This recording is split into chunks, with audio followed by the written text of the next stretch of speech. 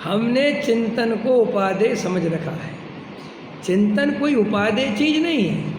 चिंतन तो निर्णय करने के लिए एक पड़ाव है। क्या है? पड़ाव समझते हो ना? जब एक समय की अवस्था उससे गुजरना पड़ता है, उससे रोज नहीं गुजरना पड़ता। हमने कोई चीज़ का निर्णय करना है, मकान खरीदना है, तो हम 2-3 दिन तक चिंतन करते रहे, अच्छा है, लेना चाहिए, नहीं करना चाहिए, ठीक है, जगह तो सही है, ये सब चिंतन है। अब हमने मकान ले लिया, रजिस्ट्री करा ली, अब ये चिंतन करना चाहिए कि नहीं करना चाहिए? बोलो, कौन करता है अपने में से? कोई करता है? क्या नाम आपका? अभिषेक बोलो, कोई करता है? कैसी बात करते हो भाई साहब, अब तो करना है चिंतन फिंतन। तो धर्म में क्यों नहीं ये बात समझ में आती? भाई धर्म में भी आपको ये समझना चाहिए ना कि भाई हम 20 साल से 7 तत्व समझ रहे, अभी भी समझने बैठ जाते हो। अरे अभी भी समझने बैठ जाते हो। ये पंडित जी दूसरे तरीके समझा रहे, आसरा हो। अरे यार, तरीका एक ही है।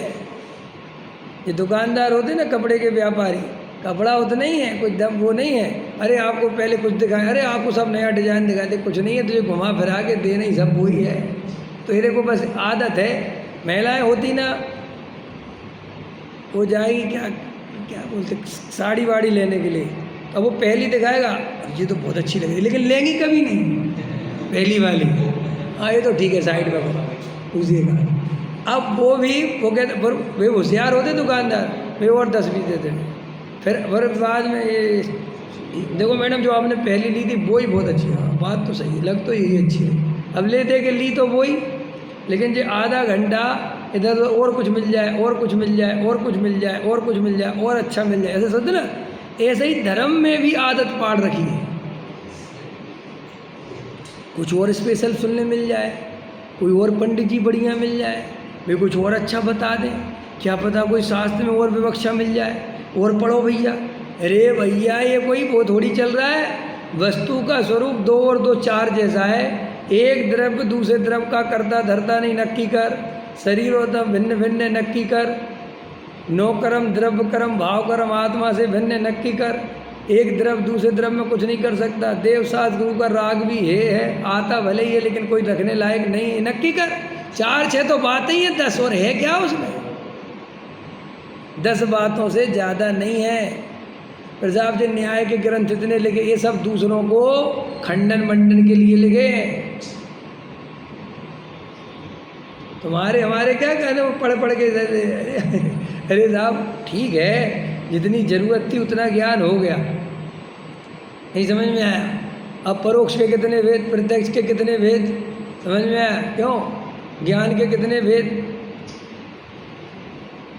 सम्यक दर्शन ले लो पहले में, पहला काम, फिर बाद में तुम्हें जो पढ़ना हो पढ़ते रहना। क्योंकि मूल मुद्दे से भटक गए और इधर उधर उलझ गए तो वो क्षेम ज्ञान खा लेगा तुम्हारा दिमाग। आचार्य कहते वस्तु स्वरूप समझो। सम्यक दर्शन कठिन है ही नहीं। सम्यक दर्शन बहुत सरल है। शेर को सम्यक दर्शन हो सकता है, होता है कि नहीं? त्रियंच गति के जीवों को सम्यक दर्शन हो गया।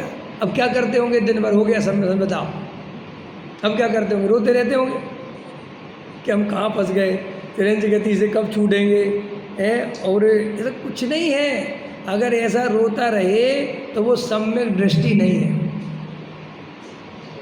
समझ में आया? अरे हम तो स्त्री की पर्याय में, तो तुझे अभी सम्यक दर्शन नहीं हुआ। अरे स्त्री की पर्याय आत्मा में होती नहीं, और सम्यक दर्शन हो गया, बात खत्म। काय के स्त्री और काय के पुरुष, इनमें कोई दम नहीं, बिल्कुल 2 कौड़ी की बात है ही सब।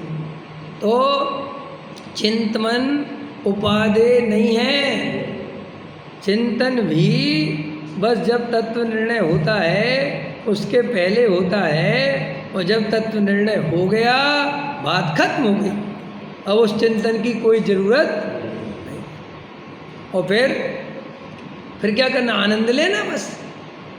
फिर करें क्या? आनंद लो अपने आत्मस्वरूप का। जब मौका मिले, जब याद आए, सीधा मैं तो गायक हूँ, उसका आनंद लो।